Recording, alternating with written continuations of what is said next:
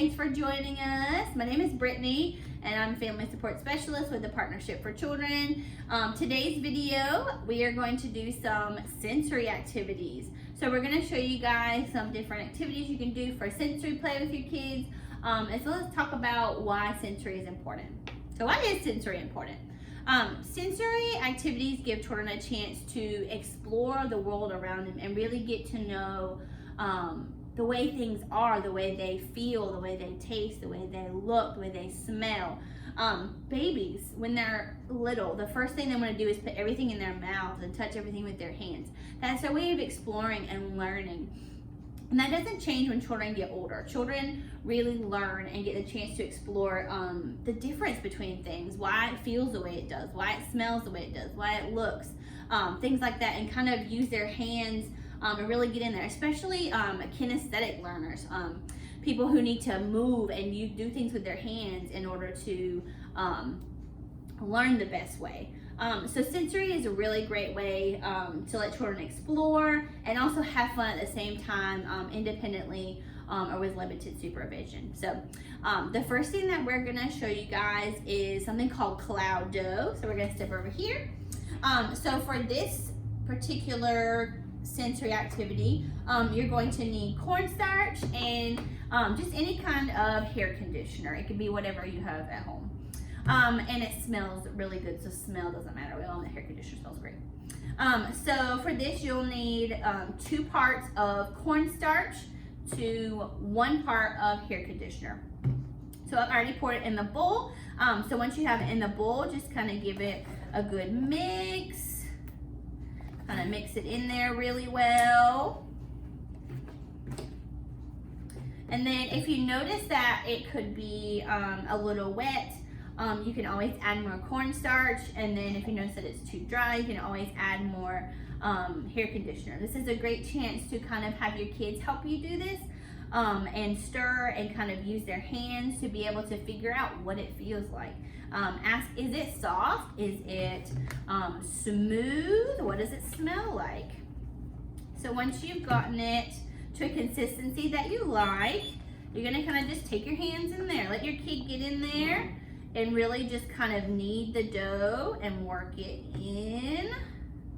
So then once you've worked it for a few minutes, it should start forming into a nice dough and kind of look like this. So the dough is going to be really soft and really smooth, not too dry, not too wet. If you want to change the consistency, like I said, add more hair conditioner or add more cornstarch. But it's really fun to be able to mold it and to be able to roll it around and form different kind of objects and things, kind of rip it apart, and just let your kids have fun and play with it. So because this does involve cornstarch and hair conditioner, it's something that is not edible. So for our littles, this would be something that you would help make with them and let them use their hands, but also monitor them to make sure they don't put anything in their mouths. But still fun. So that is our cloud dough. And you can also add food coloring or glitter or something else to change the texture if you would like. If you use the food coloring, you would just kind of mix it in after you add the hair conditioner, kind of drop some drops on top of the hair conditioner when you stir it up. And then to mix the food coloring, you would kind of mix it when you mix the dough. But that's our cloud dough. So for our next activity, we're gonna come over here. I'm gonna dry my hands off. It can be a little messy having sensory, but that's okay. If you make a mess, if you get stuff everywhere, that's okay. Show your kids that's an opportunity to learn to clean up. It's okay to make a mess sometimes because we always have the chance to clean up. We always have the chance to move things around, to clean up, to wipe it up, and kind of learn that responsibility. So for our next activity, we're gonna do a water and oil sensory bottle. So for this, you can use things that you have around the house. So that would be any kind of oil that you have. We need some water. We need an empty bottle. It could be any kind of bottle that's clear, that way they can see through it. So it could be water bottle, ketchup bottle, things that you have at home. And then you're gonna wanna take the wrapper off. Sometimes it can be a little sticky, so if you have any goo be gone or some oil, you can kind of use that to wipe off the stickiness. And then if you would like, you can add some food coloring if you have that at home, or some glitter, some toys, some beads, things like that. You can always add that to your bottle.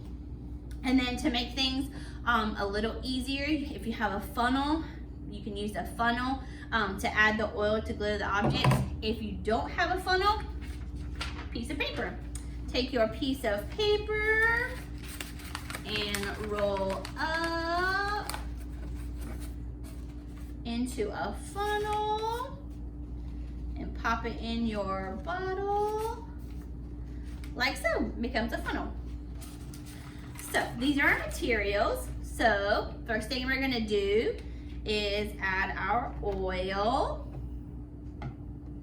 So for this we want 3 parts water to 1 part oil. So we're gonna add our oil first.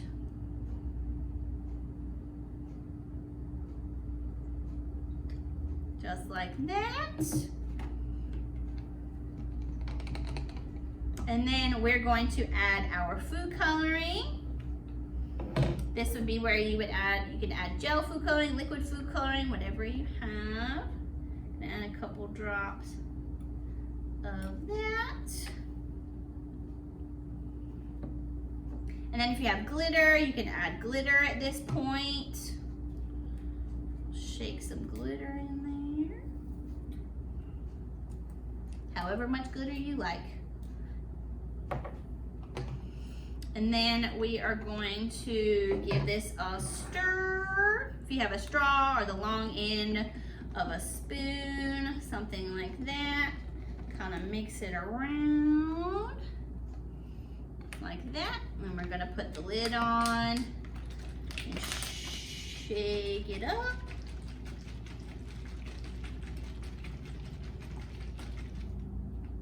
It's turning green. So maybe we need to add a little bit more to get to the desired color. However much you like. The more vibrant the colors, the better it is to see the oil with the water. All right, awesome. So once we have that, then we're gonna go ahead and add our 3 parts water.